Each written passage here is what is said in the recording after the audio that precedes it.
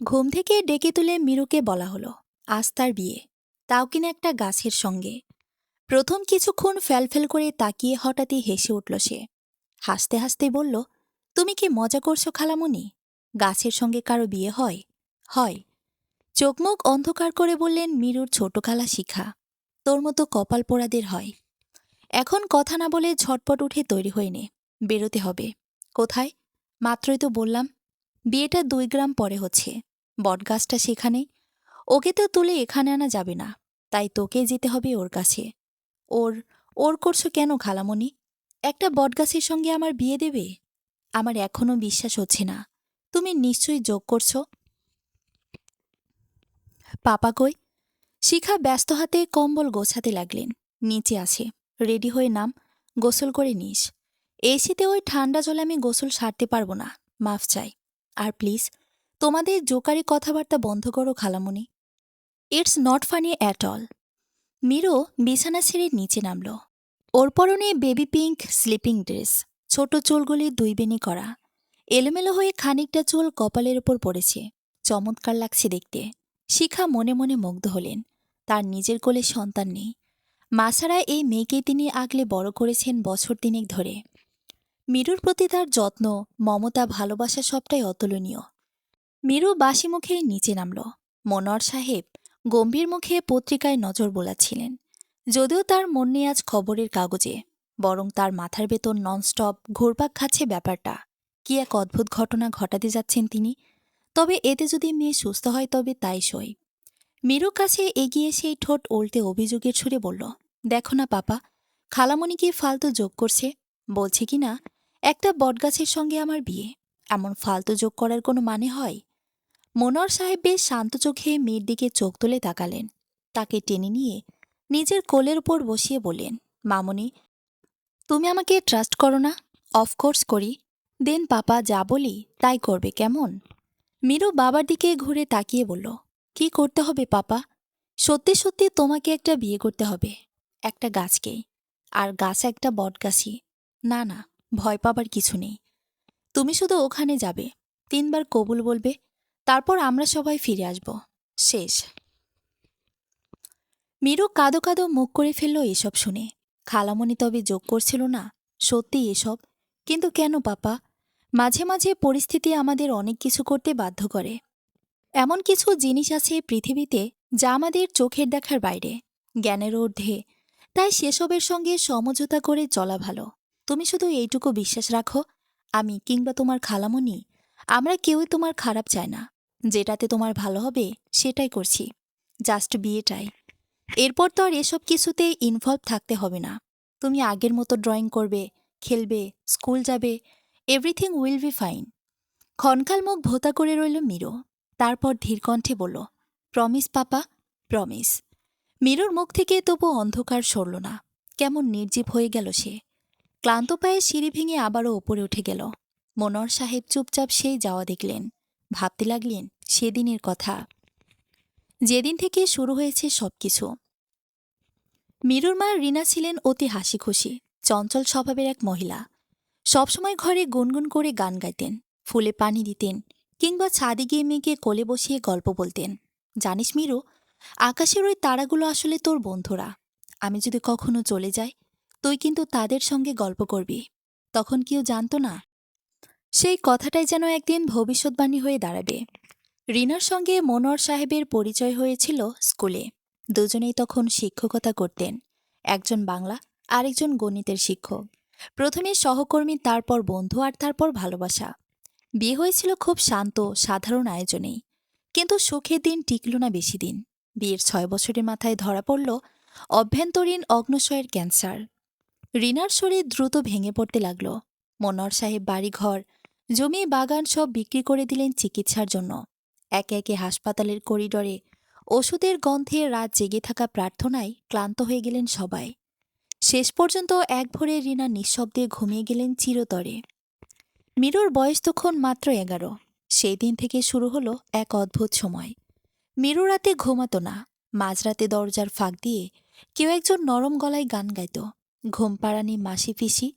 শিখা অনেকবার দৌড়ে গিয়ে দেখেছে, ঘরে কেউ নেই, জানালাটা শুধু খোলা। পর্দা একটু দুলছে। কখনো দেখা যেত মিরু বারান্দায় দাঁড়িয়ে ফিসফিস করে কথা বলছে, মা, আজ আমি তোমার দেওয়া নীল ফ্রকটা পরেছি, ভালো লাগছে। একা একাই কথা বলতে থাকতো, নিজের মনে হাসতো, কাঁদতো। দিনের বেলায় মরার মতো ঘুমাতো, রাতের বেলায় জেগে বসে থাকতো। ঘুমাতে বললে বলতো, মা আসবে তো, আমি তার জন্য অপেক্ষা করছি। স্কুলে যাওয়া ছেড়ে দিল, তবে ড্রয়িংয়ের প্রতি ঝোঁক বাড়তে লাগলো। সেই সব দৃশ্য ঠিক করে বোঝা যায় না, তবে একজন মহিলাকে দেখা যায় প্রতিটা ড্রয়িং পেজে। মনোয়ার সাহেব সেই মহিলার চিত্রটির কোথাও যেন রিনার ছোঁয়া দেখতে পান।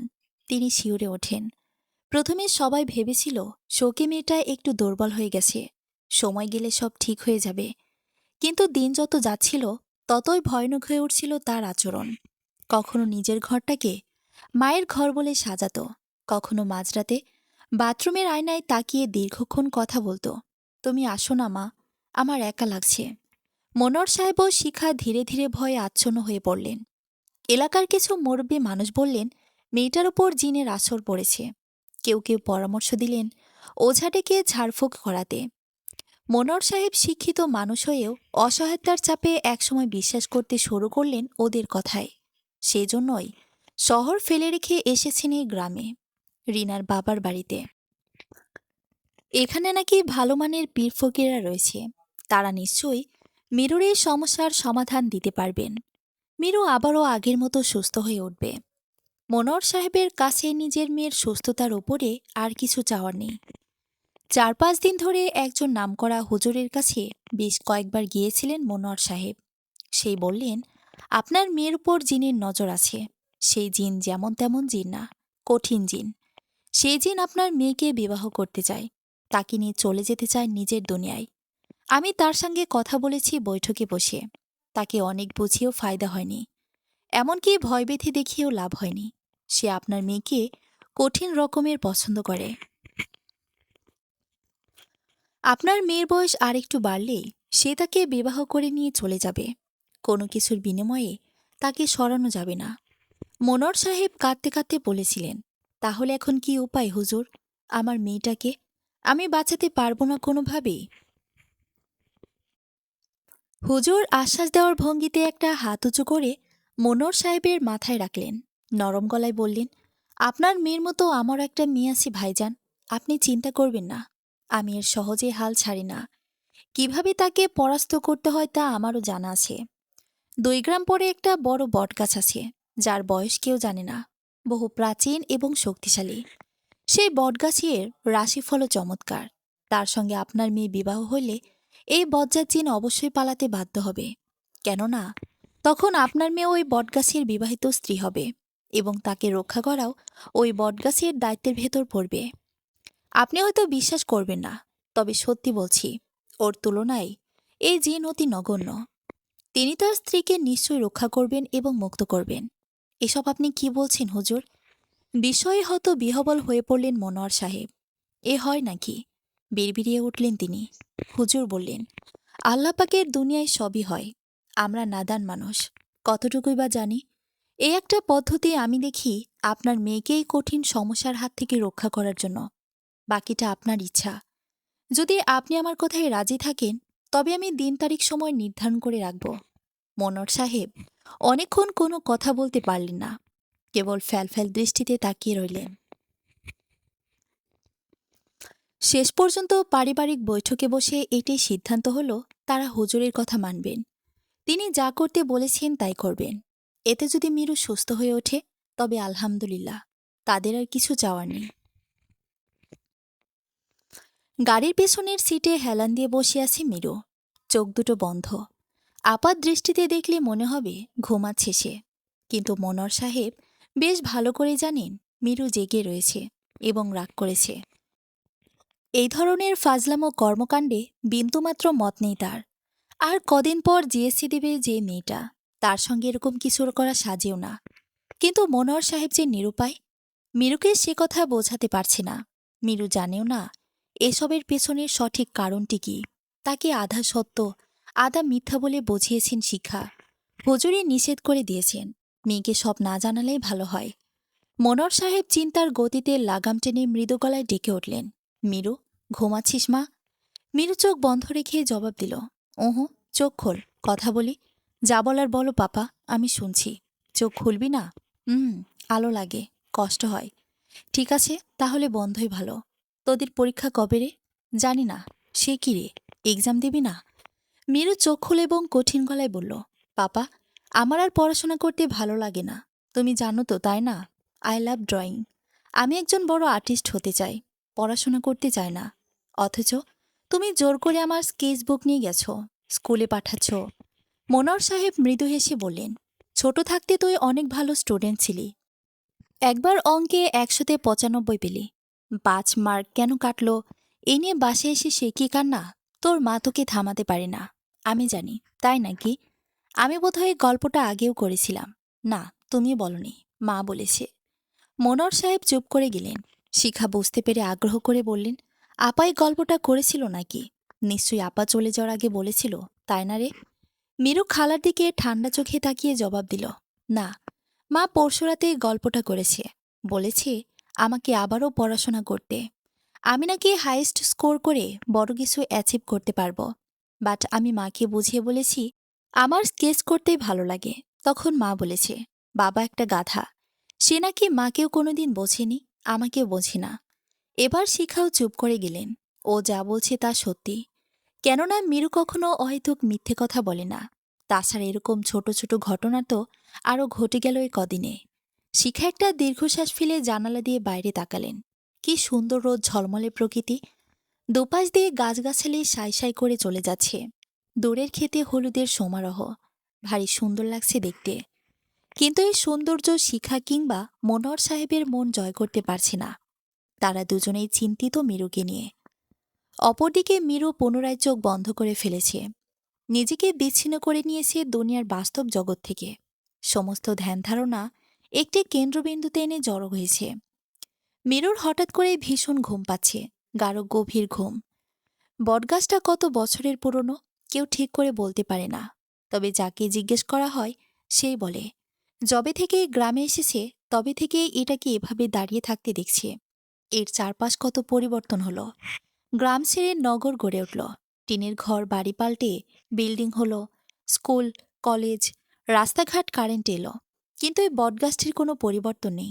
আগেও যেমন ছিল এখনও তাই আসে, সগৌরবে মাথা তুলে দাঁড়িয়ে। ডালপালা ছড়িয়ে যেন অজান্তেই কত কিছুকে আগলে নিয়েছে তার ছায়াতলে। মীরও মুগ্ধ চোখে বটগাছটির দিকে তাকিয়ে রইল।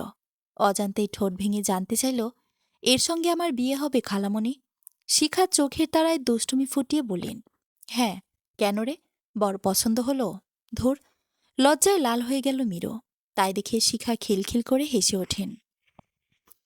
মীরুর গাল টেনে দেন। বড় লজ্জাবতী লতা সাজছে যে।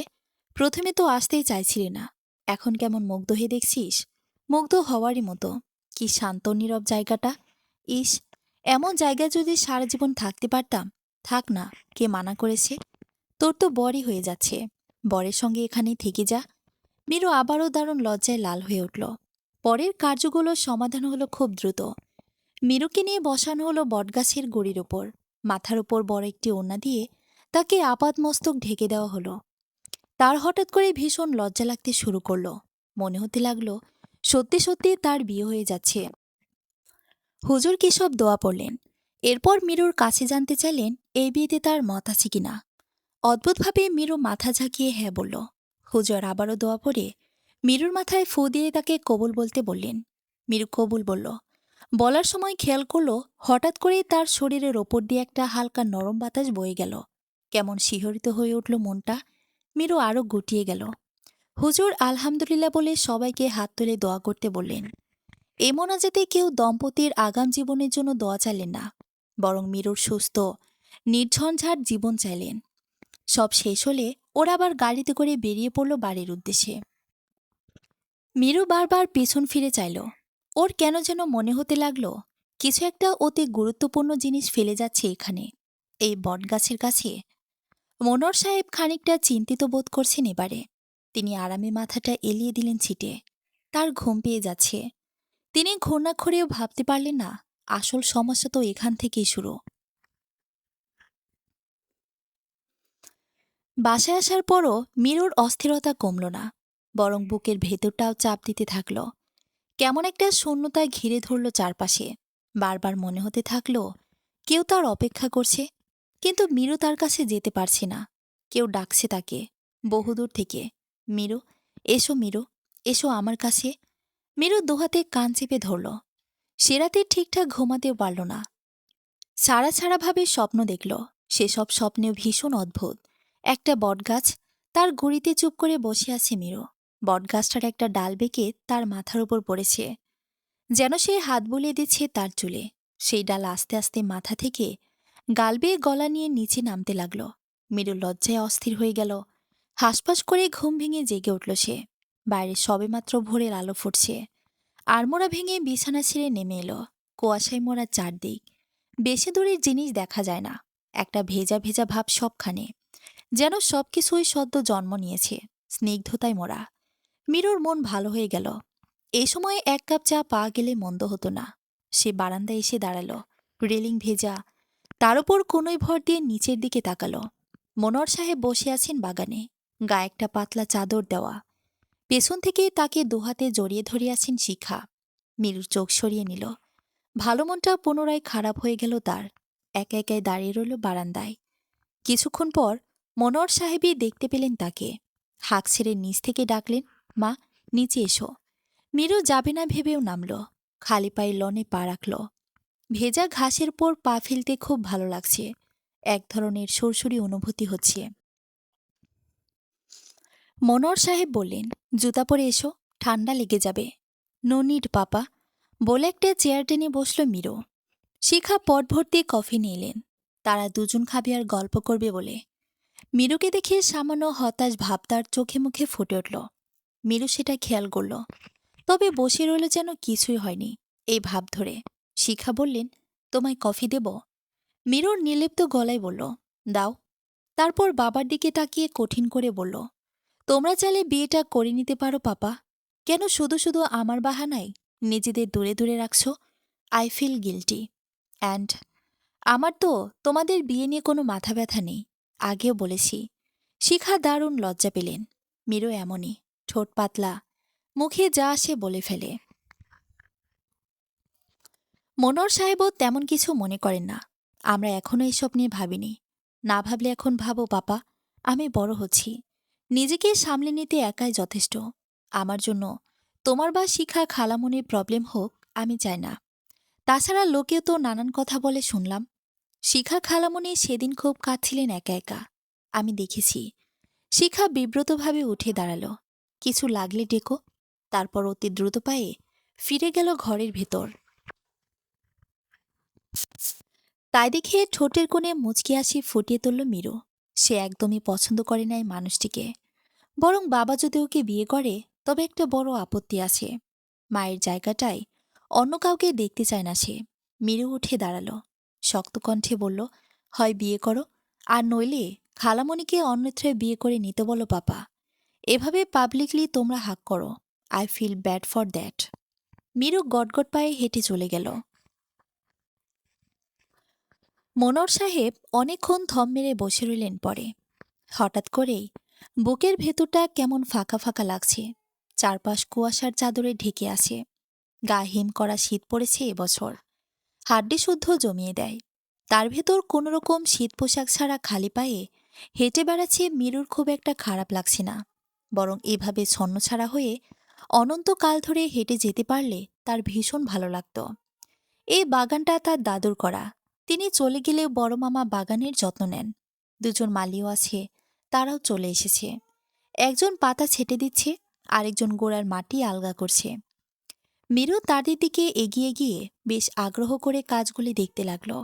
একজন বলল, আপনার পছন্দের ফুল কি ছোট আফা? অপরজন বলল, গোলাপি হইব।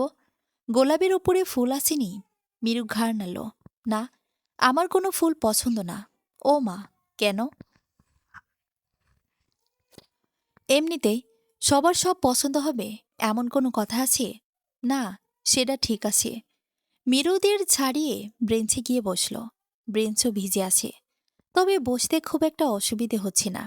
সেখানে বসে বসে একা একাই পা দোলাতে লাগল। মালি দুজন ঘাড় ফিরিয়ে তা দেখে ফিসফিস করল। মায়ার মাথায় গন্ডগোল মনে হয়। বড়লোকের আদরের বেটিগোর মধ্যে এরকম সমস্যা থাকে। সুন্দর মায়া, এরই সব জিনের আসর। শুনলি না, তার শহর থেকে বড় হুজুরের কাছে আসছে। থাক, এটি নিয়ে কথা না বলাই ভালো। শুনলে মালিকে আবার গাইল দিব। কাম কর। দুজনে আবারও পেছন ফিরে তাকালো। অবাক হয়ে দেখল মিরু একা একাই কথা বলছে, যেন তার পাশে সত্যি কেউ বসে আছে। দুজনেরই মাথা ঘুরে গেল এই দৃশ্য দেখে। তোমার গরম পোশাক কই? এভাবে খালি পায়ে হাঁটছ? ঠান্ডা লেগে যাবে তো। পাপা কিন্তু দেখেনি আমার গায়ে সোয়েটার নাই। থাক, তুমি মন খারাপ করো না। তোমার চিন্তায় নিশ্চয়ই তোমার বাবা এলোমেলো হয়ে গেছে। মিরু রিনার দিকে তাকিয়ে হঠাৎ করুণ গলায় বলল, তুমি কেন চলে গেলে মা? রিনাই প্রশ্নের জবাব দিতে না পেরে মেয়ের দিকে নির্জীব চোখে তাকিয়ে রইলেন। মিরু কেঁদে উঠল। রিনা মেয়েকে নিজের কাছে টেনে নিলেন। মনোয়ার সাহেব তার ঘরে শিখাকে ডেকে পাঠালেন। কিছু লাগবে তোমার? বলতে বলতে শিখা এসে মনোয়ার সাহেবকে জড়িয়ে ধরতে গেলে তাকে সরিয়ে দিয়ে স্থির দৃষ্টি নিক্ষেপ করলেন। শিখা থতমত খেয়ে দূরত্ব বজায় রাখল। সামনের চেয়ারটায় ইশারা করে বসতে বললে চুপচাপ বসলেন। মনোয়ার সাহেব সময় নিয়ে বললেন, তুমি বিয়ে করে নাও শিখা। আমার জন্য অপেক্ষা করে থেকো না। শিখা আহত গলায় বললেন, এসব তুমি কি বলছো মনোয়ার? বড়াপা মারা যাওয়ার পর আমি তো তোমাকে শয়নে স্বপনে ভেবে এসেছি। তুমি সব জেনেও মিরুবোধ হয় আমাদের ঠিক মেনে নিতে পারছে না। এমনিতেই ওকে নিয়ে আমি অনেক ক্রিটিক্যাল ফেজ পার করছি। চাই না সেটা আরও জটিল হোক। তার চেয়ে তুমি তোমার লাইফ গুছিয়ে নাও, এই ভালো হয়। শিখা বললেন, ও তোমায় একথা বলেছে? না, বরং ও আমাকে বরাবরই বলছে তোমায় বিয়ে করে নেওয়ার জন্য। তাহলে প্রবলেমটা কোথায়? মনোয়ার সাহেব অনেকক্ষণ সময় নিয়ে প্রশ্নটার জবাবে বললেন, আমার মনে হচ্ছে মিরু ছোট একটা ট্রিক করছে এখানে। ও ওর মনের একজ্যাক্ট অপোজিট কথাগুলো বলছে। ওর প্রবলেম আছে আমাদের বিয়েতে, সেটা সরাসরি বলতে না পারায় এভাবে জানাচ্ছে। আমার গাট ফিলিং অন্তত তাই বলে। আর ওর প্রবলেম হোক, এরকমটা আমি বিন্দুমাত্র চাই না। সো এটাই বেটার, তুমি তোমার লাইফ বেছে নাও। শিখা ঠান্ডা গলায় বললেন, didn't you love me? Not even a little. Manowar সাহেব তার চেয়েও ঠান্ডা স্বরে বললেন, I love my daughter more than you. এরপর আর কথা চলে না। শিখা নীরবে উঠে বেরিয়ে গেলেন। বাইরে ক্লান্ত অপরাহ। কোণ্ডলে পাকিয়ে নামছে কুয়াশা। অন্য সময় এমন দৃশ্য দেখতে ভালো লাগলেও আজ ভালো লাগছে না। মনোয়ার সাহেবের জীবনটা হঠাৎ করে কেমন অগোছালো হয়ে গেছে। প্রতি রাতে ঘুমাবার আগে মিরুর সাথে অনেকক্ষণ গল্প করার শেখার অভ্যাস। তবে আজ তিনি গেলেন না। দরজা পর্যন্ত গিয়েও আর ভেতরে ঢুকলেন না। মনটা থমথম করছে। এ অবস্থায় মিরুর কাছে যাওয়াটা উচিত হবে না। তিনি ঠিক করলেন দরজা খুলে মিরু শুয়েছি কিনা এক নজর দেখে চলে আসবেন। যেই ভাবনা সেই কাজ থেকেই তিনি ভেজানো দরজা ঠেলে ভেতরে উকি দিলেন। মিরু নেই, ঘর শূন্য। শিখা অবাক হয়ে ভেতরে এলেন। বাথরুমেও মিরু নেই। ঘড়ির কাঁটায় 10টা বাজছে। ঢাকা শহরের জন্য এটা খুব বেশি রাত না হলেও গ্রাম এলাকায় এখন গভীর নিশুতি রাত। তার উপর হাড় কাঁপানো ঠান্ডা বাইরে। এমন সময়ে মিরু কোথায় যাবে? ওর বাবার ঘরে? শিখা সেখানেও খুঁজল। মিরু নেই। রান্নাঘর, স্টোররুম, দাদির ঘর, বড় মামা মামির ঘর, সবখানেই খুঁজল। মালিরা খুঁজল বাগানে। মিরু নেই, কোথাও নেই। এমনকি দারোয়ানও কিছু বলতে পারছে না ঠিক করে। মনোয়ার সাহেব বুকের ভেতর একটা চাপ অনুভব করলেন। তার অতি আদরের মিরুটা কোথায় গেছে? মিরু বসে রয়েছে বটগাছের গুড়ির ওপর, গুটিসুটি দিয়ে। মাথার ওপর ওড়না ঘোমটার মতো করে ঢাকা দেওয়া। শুধু তার মুখ বের হয়ে আছে। তাকে জ্বরে আচ্ছন্ন কোনো রোগীর মতো দেখাচ্ছে। শীতের কাপড় নেই, খালি পা, চোখজোড়া ঈষৎ লাল। তাকে দেখতে বড্ড ভয়ঙ্কর লাগছে। সে বিড়বিড় করে কথা বলছে, নিজের সঙ্গে নয়, গাছের সঙ্গে। কেমন আছো তুমি? বটগাছটি জবাব দিল, আমি ভালো আছি ছোট্ট মেয়ে। তুমি কি ভালো আছো? ভালো নেই। আমার শীত করছে। আমার ভেতরে ঢুকে বসো ছোট্ট মেয়ে, তাহলে আর শীত তোমায় কাবু করতে পারবে না। মিরু জবুতবু হয়ে আরো গুটিয়ে বসল, যেন সত্যি সত্যি সে ঢুকে পড়তে চাইছে বটগাছটির ভেতরে। তুমি আমাকে ছোট মেয়ে বলছো কেন? আমি তো ছোট নই। আমার তুলনায় তুমি অনেক ছোট। ছোট না? হুঁ। যদি ছোট্ট মেয়ের সম্বোধনে তোমার আপত্তি থেকে থাকে তবে আমি নাম ধরে ডাকতে পারি। তোমার নাম কি? মিরু অবাক হয়ে বলল, যাকে বিয়ে করলে তার নাম জানো না? না, জানি না। আমায় তো কেউ বলেনি, কেউ মতামতও নেয়নি এই বিয়ের ব্যাপারে। তোমার নিশ্চয়ই নিয়েছে। ছোট করে নিঃশ্বাস ফেলল মিরু। না, আমার মতামত নেয়নি, তবে বলেছে যে বিয়েটা হবে এবং আমাকে রাজি হতে হয়েছে। তাহলে তো তোমার অবস্থান আমার অবস্থান খুব কাছাকাছি বলতে পারো। আমি তো গাছ, আমার মতামত কেউ নেবে না, এটাই স্বাভাবিক। কিন্তু তুমি মানুষ হয়ে তোমার সিদ্ধান্তের গুরুত্ব নেই, এটা অদ্ভুত। মিরু হাঁটুতে মুখ গুজে বলল, অদ্ভুতের কিছু নেই। মাঝে মাঝে মানুষ গাছের চেয়েও বেশি অসহায়। সেটা কিভাবে? তোমার তো মুখ নেই, তুমি না হয় কথা বলতে পারো না। কেউ তোমার বাতাস ছিঁড়ে নিয়ে গেলেও তুমি কিছুই বলতে পারবে না। গায়ে কোপ দিয়ে তোমায় ব্যথা দিলেও তুমি চিৎকার করতে পারবে না। বরং এক সমুদ্র ব্যথা নিয়ে তোমাকে স্থির হয়ে অপেক্ষা করতে হবে। অপেক্ষা করতে হবে মৃত্যুর। আমরাও মাঝে মাঝে এমনই অসহায় হয়ে পড়ি। আমার সবচেয়ে প্রিয় জিনিস কেউ কেড়ে নিয়ে গেলেও তাকে কিছুই বলতে পারি না। সবচেয়ে দামি হৃদয়টাকে কেউ ভেঙে গুঁড়ো গুঁড়ো করে দিলেও আমরা চুপ থাকি।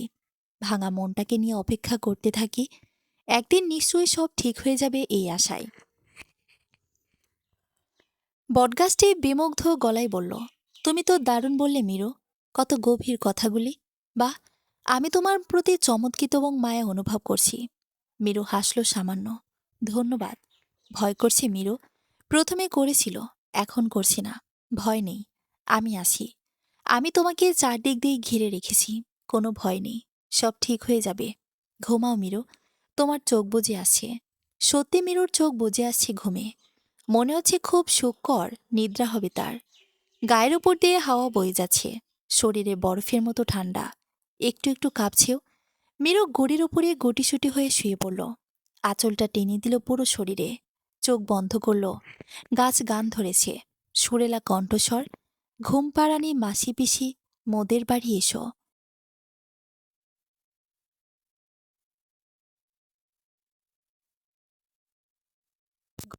তোমা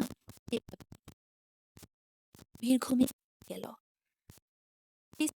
আছেন, তার গায়ের উপর মোটা কম্বল টেনে দেওয়া। ঘরের ভেতরে হিটার চলছে, বীজ বীজ জাতীয় আওয়াজ বের হচ্ছে তা থেকে। ঘড়ির টকটক শব্দ কানের ভেতর ঢুকে ব্রেনে চটকে মারছে। বড় অস্থির লাগছে তার, মাথা যন্ত্রণায় ছিঁড়ে পড়বে যেন। মিরুর দুশ্চিন্তায় তিনি মুহূর্তের মধ্যে অসুস্থ হয়ে পড়েছেন। শিখাও চিন্তিত। এর ভেতরেও ছোটাছুটি বন্ধ নেই তার। মনোয়ার সাহেবের দিকে খেয়াল রাখছেন। আবার মিরুর খবর নিয়ে এলো কিনা কেউ, সেটাও দেখছেন। মালি দুজন দারোয়ানের সঙ্গে মিলে বেরিয়েছে এলাকাটা খুঁজে দেখতে। মিরুর বড় মামা গিয়েছেন থানায় সাধারণ ডায়েরি করে আসার জন্য।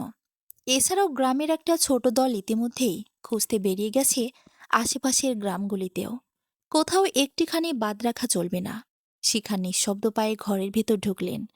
মনোয়ার সাহেব ক্লান্ত কণ্ঠে বললেন, ঘড়ির পেন্সিল ব্যাটারিগুলো খুলে দাও, কানে লাগছে। তোমার মাথা ধরেছে, তাই জন্য শব্দ কানে লাগছে। এত দুশ্চিন্তা করো না। কোথায় বা যাবে মিরো, নিশ্চয়ই খুঁজে পাওয়া যাবে। শিখা ঘড়ি নামিয়ে ব্যাটারিগুলো খুলে নিতেই মাথার ভেতরের শব্দ কমে গেল। মনোয়ার সাহেব চোখ খুলে অসহায় ভঙ্গিতে তাকালেন। ও আমার ওপর অভিমান করে চলে গেছে। আমি বলেছিলাম তোমাকে, ও আমাদের বিষয়টা পছন্দ করছে না। ও চায় না আমি তোমাকে। তুমি কেন সহজ জিনিসটাকে জটিল করতে চাইছো শিখা? শিখার চোখে পানি চলে এলো। আমি জটিল করছি? আমি? তা নয় তো কি। মিরু কখনোই তার মায়ের জায়গায় কাউকে চায় না। আমি ওর মনের কথা বুঝতে পারি, কিন্তু তুমি কিছুতেই সেটা বুঝতে চেষ্টা করো না। তুমি তো আমাকে বুঝতে চেষ্টা করছো না মনোয়ার। আপা মারা যাওয়ার সময় আমার হাত ধরে বলে গেল মিরুকে দেখে রাখতে, আমার পাশে দাঁড়াতে। তাই তো? তার মানে কি মিরুর আরেক মা হবে তুমি? আমার দ্বিতীয় স্ত্রী হবে? রিনা কি এসব বলে গিয়েছিল? শিখা কোনো কথা বলতে পারলেন না। মনোয়ার শোয়া থেকে এবার উঠে বসলেন। বললেন, মা হারিয়ে আমার মেয়েটা পাগল প্রায়। এর ভিতর ওর ওপর কিসের কোন আসর পড়ে একদম শেষ হয়ে যাচ্ছে। চোখের সামনে দেখতে পাচ্ছ, কত ভাবে, কত চেষ্টা করেও ওকে আমি পরিপূর্ণ সুস্থ করে তুলতে পারছি না। দুদিন ভালো থাকে তো দুদিন খারাপ। এর ভেতর তোমারও সব। ভোরবেলায় তুমি আমায় হাঁক করেছিলে, ও দেখেছে। শিখা চোখ মুছে ঘুরে দাঁড়ালেন। ঠিক আছে, সব যেহেতু আমার ওপরে আছে, তখন আমি তোমায় কথা দিচ্ছি, তোমাদের ভেতর আমি আর আসব না। I promise. মিরুকে পাওয়া গেলে তোমরা ঢাকা চলে যাবে, আমি এখানেই থাকব এবং বড় ভাইয়ের পছন্দের পাত্রকে হ্যাঁ বলে দিব। অবশ্যই তোমরা আমার বিয়েতে আসবে এবং আমি হাসি মুখে মিরুর সঙ্গে আমার বিয়ের মুহূর্তটা এনজয় করব। Mark my word. শিখা বেরিয়ে গেলেন। মনোহর সাহেব স্থির দৃষ্টিতে তার গমন পথের দিকে তাকিয়ে রইলেন। ঘড়ির কাঁটা স্থির হয়ে আছে দুটোর ঘরে, অর্থাৎ রাত গভীর। ভোরের দিকে এগিয়ে চলছে সময়। মিরুর খোঁজ পাওয়া যাচ্ছে না। পাক্কা 4 ঘন্টা হতে চলল। কোথায় গেল মিরু? মনোহর সাহেবের হৃদয়টা পুনরায় মুচড়ে উঠল। মিরুর ঘুম ভেঙেছে। ঘণ্টা 3 ঘুমিয়েছে মাত্র। তাতে মনে হচ্ছে কয়েক যুগ ধরে ঘুমিয়ে গিয়েছিল সে। আলস্য ভর করে আছে শরীরে। পিটপিট করে চোখের পাতা খুলতেই এক ঝাঁক আলো তার নিউরন কোষে গিয়ে আঘাত হানল। মিরু ঝটপট চোখ বন্ধ করে নিল। ব্যাপারটা কি হলো? সে চোখ বন্ধ করে রেখেই বোঝার চেষ্টা করল। মনে করতে লাগল ঘুমাবার আগে কি হয়েছিল। 1 গ্লাস দুধ খেয়ে নিজের ঘরে এসেছিল মিরু। তারপর বারান্দায় গিয়ে দাঁড়িয়ে কুয়াশাচ্ছন্ন চারদিক দেখতে দেখতে হঠাৎ করে তার মনটা বিষণ্ণতায় ভরে উঠেছিল। মনে হচ্ছিল কেউ তাকে ডাকছে, খুব করুণ সুরে ডাকছে।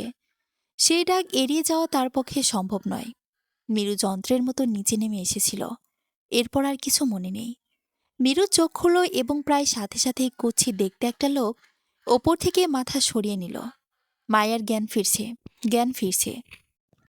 আমার টোটকায় কামে দিছে। দেখছেননি কেমনে ভূতে ধরা মায়ার জ্ঞান ফিরায় আনলাম? মিরু ভয়ে ভয়ে উঠে বসল। জড়সড় হল। চারপাশে মাথা ঘুরিয়ে প্রায় বিস্ময়ে কিং কর্তব্যবিমূঢ় হয়ে গেল। এটা সে কোথায়? আশেপাশে এত মানুষ কেন? ভোরের আলো কি ফুটে গেছে? আকাশ পরিষ্কার। তাকে একটা পার্টিতে শুয়ে রাখা হয়েছিল। সামনে আগুনের কুণ্ডলি। ধোঁয়া এসে নাকে লাগছে। একটা কটু গন্ধ ছড়াচ্ছে। মিরু ভ্রু কুঁচকে ফেলল। সেই সঙ্গে ভয়ে সিটিয়ে গেল। কুৎসিত দেখতে লোকটার ভট্টা সাজের মোচ তাতে তা দিতে দিতে বলছে, দেখছুন ভাই সব, দেখছুন আমার ক্ষমতা। সবাই তো ডরাইছিলা। আরে এইসব আমার বা হাতের কেলমা। এইটির আমি পকেটে ভরে রাখি। এই বেদ্য পিছাস সুরসুর করে এবার নিজের নাম ক। কোথা থেকে আসছুস আর কবে থেকে এই মায়ের ভিতরে ঢুকছস? মীরা বিস্মিত গলায় বলল, আপনি কে? এসব কি বলছেন? আমাকে এভাবে এখানে? মীরু ঝটপট উঠে দাঁড়ালো। দেখুন, আমাকে বাড়ি দিয়ে আসেন প্লিজ। পাপা কোথায়? আমি বাড়ি যাব। নেতা কান্দা আমার সামনে দেখাবি না। তুই যে এই মায়ের ভিতরে তাহা পিসাস, এটা আমি বুঝছি। আমার সামনে সব চলব না। চালো নিজের পরিচয় দে। আমার নাম মীরু। আমি ঢাকা থেকে পাপার সাথে দাদার বাড়ি আসছি। আমার দাদার বাড়ি আলিয়াকান্দায়। আপনি প্লিজ আমাকে সেখানে নিয়ে চলুন। চোপ, একদম চোপ। মিথ্যুক, আমার লগে বিটলামি, অভিনয়। অভিনয় তোর দিয়া। আগুনের ভেতর কিছু একটা গুঁড়ো ফেলতে তার উত্তাপ বাড়ল। মীরুর দিকে ধেয়ে আসলো। মীরুর মনে হলো শরীরটা বোধহয় জ্বলেই যাবে। সে ভয়ে কেঁদে ফেলল। হাত দুটো জোর করে বাড়ি ফিরে নেওয়া যাওয়ার অনুরোধ জানালো। কেউ শুনল না, বরং সবাই যেন তামাশা দেখছে। এমন ভঙ্গিতে ভিড় আরও বাড়তে থাকল। সুন্দর শহরে মেয়ে, বুকে কাপড় নেই, ভয়ে থরথর করে কাঁপছে। আহা, এর চেয়ে উপভোগ্য জিনিস আর কি হয়? মীরুর মাথাটা ঘুরছে। মনে হচ্ছে এক্ষুনি সে পড়ে যাবে জ্ঞান হারিয়ে। তবু ভালো, এই কঠিন দুঃসময়ের হাত থেকে বাঁচা যাবে। মা বলতো, বিপদের সময় মাথা আওলাতে নেই, শান্ত থাকতে হয়। কিন্তু মীরু শান্ত থাকতে পারছে না। তার সবটা আওলেই যাচ্ছে। তার বড্ড ভয় করছে। বুক ভেঙে কান্না আসছে। মীরু অস্ফুট সুরে শুধালো, পাপা। মনোহর সাহেব মীরুর খবর পেলেন ঠিক 12 ঘন্টা পর, সকাল 10টা বাজে। গ্রামের একদল তরুণ, যাদের পিরুর বড় মামা খোঁজাখুঁজিতে লাগিয়ে দিয়েছিল, তারাই খবর এনে দিল। মনোহর সাহেব তৎক্ষণাৎ গাড়ি নিয়ে ছুটলেন। মীরুর তখন ধরে প্রাণ যায় আসে দশা। কুৎসিত দেখতে লোকটি ভূত তাড়না নামে তাকে আদমরা করে ফেলেছে। মনোহর সাহেব যখন পৌঁছলেন, মীরু এক নজর তার মুখটি দেখেছে। অতপর পরই জ্ঞান হারিয়ে অচেতন হয়ে গেছে। আপনার মাথা ঠিক আছে তো চাচা? অবিশ্বাস্য কণ্ঠ যুবকের। ঝাঁকড়া চুল কপালের ওপর এসে পড়েছে। দেখলে মনে হবে সে কোনো চুল আশ্রায় না। ভাসা ভাসা চোখ দুটিতে বিস্ময় খেলা করছে। সে পুনরায় শঙ্কিত কণ্ঠে বলে উঠল, আপনার মতো মানুষ এসবে জড়ালেন কিভাবে? মনোহর সাহেব বড্ড ক্লান্ত বোধ করছেন। জবাব দিতেও ইচ্ছে করছে না। তিনি বসে রয়েছেন মীরুর মাথার কাছে, শিওরে। মেয়েটা 2 চোখ বন্ধ করে রেখেছে। গায়ে তীব্র জ্বর, পুরো শরীর কেমন লালচে হয়ে উঠেছে। একটু সারলেই তিনি মেয়েকে নিয়ে শহরে চলে যাবেন। এই গ্রামে আর একদণ্ড নয়। গ্রামের ওই তরুণদের মুখে শুনেছেন তিনি। সকালবেলায় অজু করে মসজিদ যাবার সময় একদল মুরব্বীদের চোখে পড়ে সর্বপ্রথম। বটগাছের নিচে মীর ঘুমিয়েছিল। অস্বাভাবিক রকম কাঁপছিল তার পুরো শরীর। সেই সঙ্গে বিড়বিড় করে বলছিল কিছু। এমন দৃশ্য অঞ্চলে বিরল। সবাই ভয় পেয়ে যায়। সূর্য ওঠার আগেই খবর ছড়িয়ে পড়ে পুরো গ্রামে। উৎসুক মুখে এগিয়ে আসে সকলে। আসলে কুৎসিত মতো দেখতে লোকটিও, যিনি একজন তন্ত্রমন্ত্রবিদ্যায় পারদর্শী সাধক। সেই বলে, এই মেয়ে সাধারণ মেয়ে নয়। একে খুব খারাপ পিশাচ নিজের নিয়ন্ত্রণে করে রেখেছে। মেরুর দুহাত ভরে লালচে দাগ, কিছু দিয়ে আঘাত করেছে, হয়তো বেত বা লাঠি। মনোর সাহেবের বুকের ভেতরটা পুনরায় মুচড়ে ওঠে। দু চোখ ঝাপসা হয়ে আসে। আকস্মিক মনে হয় রিনা তাকে কঠিন দৃষ্টিতে দেখছে এবং তার প্রতি ঘৃণা প্রকাশ করছে। মেয়ের এই পরিস্থিতির জন্য সেও তো দায়ী। রিনা চলে যাবার সময় কথা দিয়েছিল মনোয়ার তাকে মিরুকে যত্নে রাখবে। কই, তিনি তো কথা রাখতে পারছেন না। মিরুরা জীবন মরণ দশা। যুবকটি এসে মনোয়ার সাহেবের সামনে বসে, তীক্ষ্ণ কণ্ঠে বলে, তুমি আমার দিকে তাকাও চাচা, আমার প্রশ্নের উত্তর দাও। মনোয়ার সাহেব বিরক্ত মুখে তাকালেন। আমার কথা বলতে ইচ্ছে করছে না জুবাইর। তুমি হয়তো বুঝতে পারছো। বুঝতে পারছি, কিন্তু না বলেও শুনতে হবে চাচা। মিরুর সমস্যার কথা মা আমাকে চাচি মারা যাওয়ার কয়েকদিন পরে প্রথম বলেছিল। তখন অবশ্য আমি বুঝিনি ব্যাপারটা এতদূর গড়াবে। আমি যদি বাইরে না থাকতাম তবে হয়তো মিরুকে হেল্প করতে পারতাম। মনোয়ার সাহেব স্থির দৃষ্টিতে জুবাইয়ের দিকে তাকিয়ে রইলেন। এই ছেলেটি তার বড় ভাইয়ের বড় ছেলে, ভীষণ ট্যালেন্টেড। গত পরশুই বাহির থেকে এসেছে ভার্সিটি ছুটি বলে। 2 মাস পর আবার যাবে। গতরাতে শিখা প্রায় সবাইকে টেলিফোনে জানিয়েছে মিরুকে পাওয়া যাচ্ছে না এই ব্যাপারে। সকাল হতেই জুবাইর তার মাকে নিয়ে চলে এসেছে। জুবাইর দীর্ঘক্ষণ চুপ করে বসে রইল। মুখের ভেতর জমে থাকা কথা যেন একটানে বলতে পারছে না। অবশেষে ধীরে শান্ত কণ্ঠে বলল, চাচা, মিরু সিজোফ্রেনিয়ায় ভুগছে। মনোয়ার সাহেব চমকে উঠলেন। মুখে কোনো কথা এলো না তার, শুধু চেয়ে রইলেন জুবাইরের দিকে। তুমি হয়তো ভাবছ, আমি নিশ্চিত আমি ওর মতো অসংখ্য রোগীর সঙ্গে কাজ করেছি। বাইরে থাকাকালীন মানসিক স্বাস্থ্য নিয়ে পড়াশোনা করেছি। মিরুর উপসর্গগুলো একেবারে টেক্সট বুক কেস। এটা এমন এক মানসিক অবস্থা যেখানে মানুষ বাস্তব আর কল্পনার পার্থক্য হারিয়ে ফেলে, যাকে আমরা পারসেপশন ডিসঅর্ডার বলি। অর্থাৎ মস্তিষ্কের তথ্যগ্রহণ ও বিশ্লেষণ প্রক্রিয়ায় গোলযোগ হয়। তখন মানুষ যা দেখে, শোনে বা অনুভব করে তা তার কাছে একেবারে সত্যি মনে হয়, যদিও সেটা বাস্তব নয়। কি বলছো তুমি? মনোয়ার সাহেবের গলা কাঁপছে। আমি বলছি, ওর মস্তিষ্কে এক ধরনের বিভ্রম তৈরি হয়েছে। তুমি ওকে দেখেছো কখনো নিজের সঙ্গে কথা বলে? কখনো বা কেউ ডাকছে তাকে, আবার কখনো বলে তার মা সে রাতে দেখা করতে। এই সবকিছুই সিজোফ্রেনিয়ার অংশ। এটা এমন এক রোগ যেখানে বাস্তব আর অবাস্তবের সীমানা ঝাপসা হয়ে যায়। মানুষটা আর বুঝতে পারে না কোনটা সত্যি, কোনটা কল্পনা। মনোয়ার সাহেব গলার স্বর নিচু করে বললেন, তুমি বলতে চাও ওর মার কথা শোনা সবটাই কল্পনা? জুবায়ের মাথা নাড়ল। হ্যাঁ, তবে সেই কল্পনা তার কাছে বাস্তবের চেয়েও সত্যি। ওর মস্তিষ্ক এক ধরনের অডিটরি হ্যালুসিনেশন তৈরি করে। মানে, সে আসলে শোনে না, কিন্তু মনে হয় কেউ তাকে ডাকছে, কথা বলছে, গান গাইছে, এমনকি মায়ের গন্ধ পায়। সেটা অলফ্যাক্টরি হ্যালুসিনেশন। এসব মস্তিষ্কের কেমিক্যাল ভারসাম্য নষ্ট হয়ে যাওয়ার ফল, বিশেষ করে ডোপামাইন ও সেরোটোনিন নামের নিউরোট্রান্সমিটারের অস্বাভাবিকতা থেকে। জুবাইর একটু থামল, তারপর গলা নিচু করে যোগ করল, সিজোফ্রেনিয়া সাধারণত 3টা বড় কারণে হয়। প্রথমত ট্রাউমা বা মানসিক আঘাত, দ্বিতীয়ত বংশগত প্রবণতা, তৃতীয়ত একাকিত্ব বা অবদমিত শোক। তুমি জানো, মায়ের মৃত্যুটা ওর ছোটবেলার সবচেয়ে বড় ট্রমা ছিল। ওর মায়ের সঙ্গে অস্বাভাবিকভাবে জড়িয়েছিল। ওর জীবনে প্রতিটা মুহূর্তে মাই ছিল কেন্দ্রবিন্দু। মা হঠাৎ চলে যাওয়ার পর ওর অবচেতনে একটা ফাঁক তৈরি হয়, একেবারে গভীর শূন্যতা। ওর মন সেই জায়গাটা ভরাট করতে পারেনি, বরং সময়ের সঙ্গে সঙ্গেই সেই শূন্যতা থেকে জন্ম নিয়েছে ভয়, একাকিত্ব আর বিভ্রম।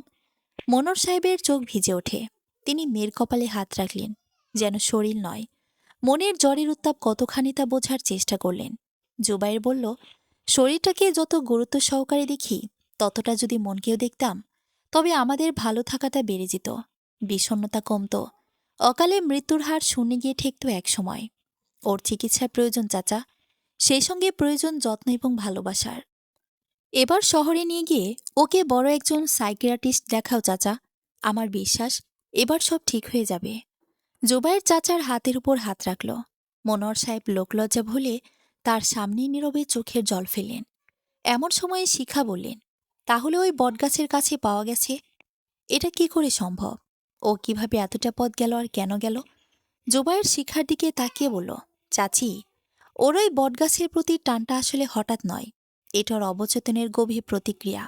শুনে অবাক হবেন, কিন্তু সিজোফ্রেনিয়া রোগের মস্তিষ্ক এমনই, বাস্তবের সঙ্গে অবাস্তবকে একসাথেই গেঁথে ফেলে। ওর মস্তিষ্কে স্যাম্বলিক সাবস্টিটিউশন নামের একটা প্রক্রিয়া কাজ করছে। মানে যাকে হারিয়েছে, যার প্রতি টান সবচেয়ে বেশি ছিল, ও তার বিকল্প হিসেবে কোনো এক বস্তু বা রূপকে আঁকড়ে ধরে। মিরুর ক্ষেত্রে সেটাই বটগাছ। একটা বটগাছ মানে ওর কাছে ছায়া, আশ্রয়, স্থায়িত্ব আর মা, যাকে ও হারিয়েছে। শিখা বিস্মিত চোখে তাকালেন। মানে ও গাছটাকে নিজের মা ভেবে নিয়েছিল? পুরোপুরি মা নয়, কিন্তু অবচেতনে মার প্রতিরূপ। তুমি খেয়াল করেছ, ও যখন গাছটার সঙ্গে কথা বলছে, তখন গাছের কণ্ঠস্বরটাও তার মায়ের মতো কোমল, সান্ত্বনাদায়ক আর মমতাময়। এই ঘটনাকে আমরা বলি অডিটরি হ্যালুসিলেশন উইথ ইমোশনাল অ্যাসোসিয়েশন।